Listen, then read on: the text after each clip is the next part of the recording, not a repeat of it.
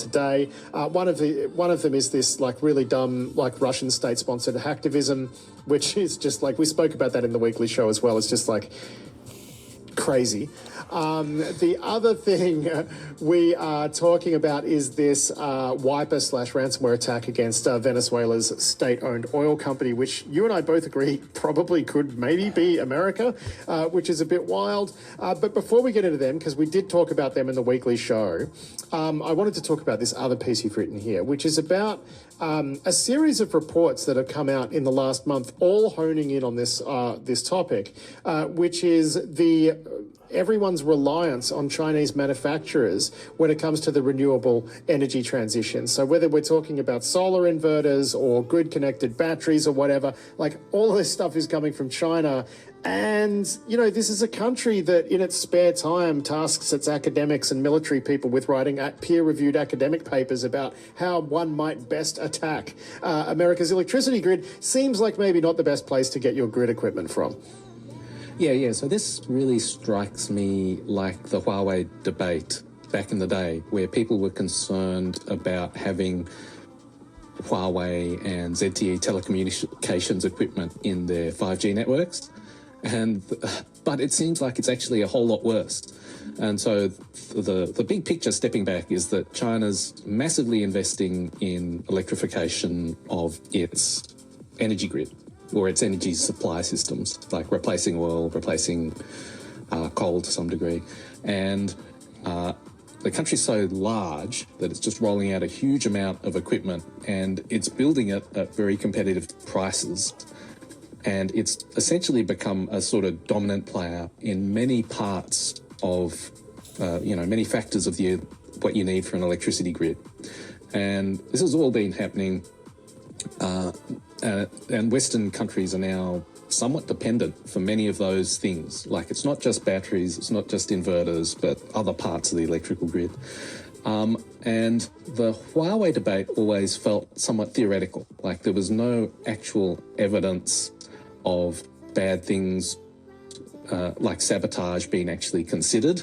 Like, this was, maybe a decade ago.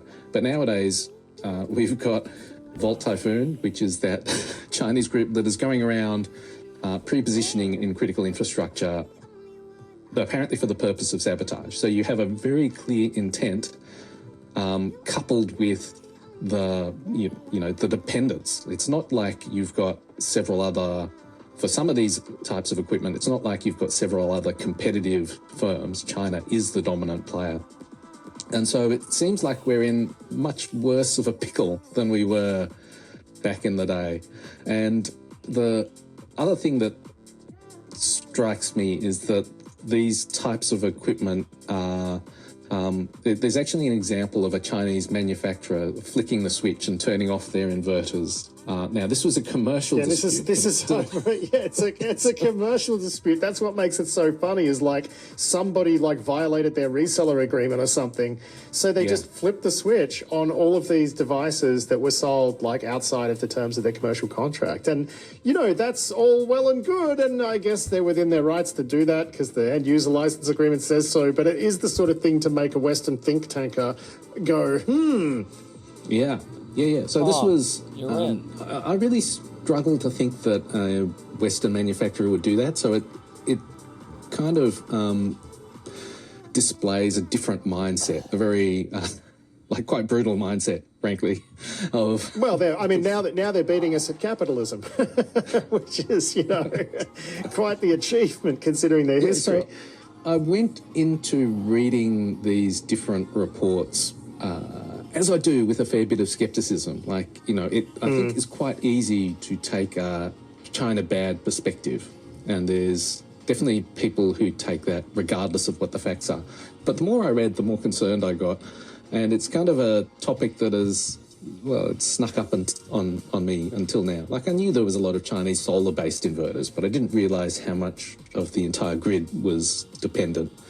And another part of the problem is that a lot of these systems they fall below thresholds where cybersecurity standards have to be very strict.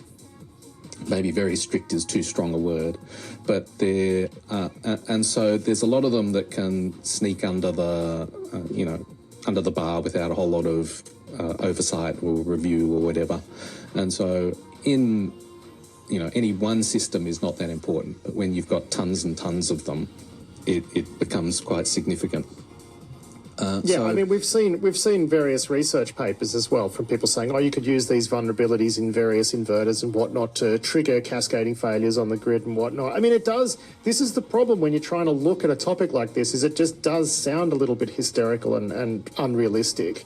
There's some great stuff in here too, which is this, strategic intelligence firm Strider, who wrote one of these reports, looked at Chinese research publications, and I alluded to this in the intro, and they found there were 225 papers written by PLA-affiliated organisations that were basically like dreaming up scenarios for how to attack the grid in America. This is like where America's buying its grid tech from. So, it feels like it's a real challenge. That said, you've also talked about a report from, I think it was Dragos and another company, looking about like what you can do to sort of mitigate some of the harms here. And that's where I feel like there might be some hope here, Tom, is unlike Huawei, which is, was making equipment that would form the core and the edge of a 5G network, because that's kind of how 5G networks work.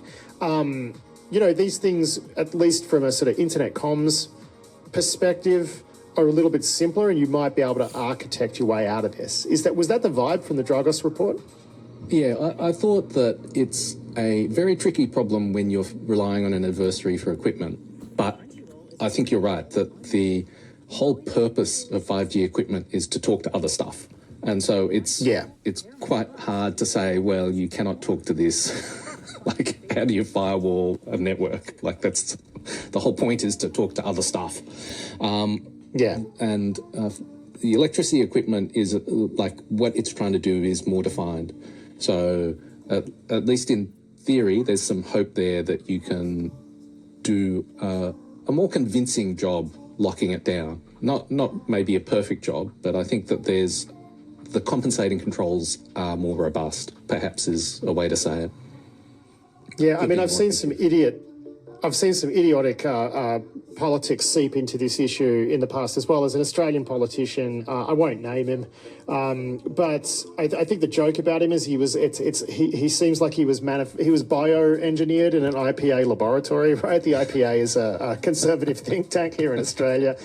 I'll name him. It's James Paterson, Senator James Paterson, who is, I think, what is he, like shadow?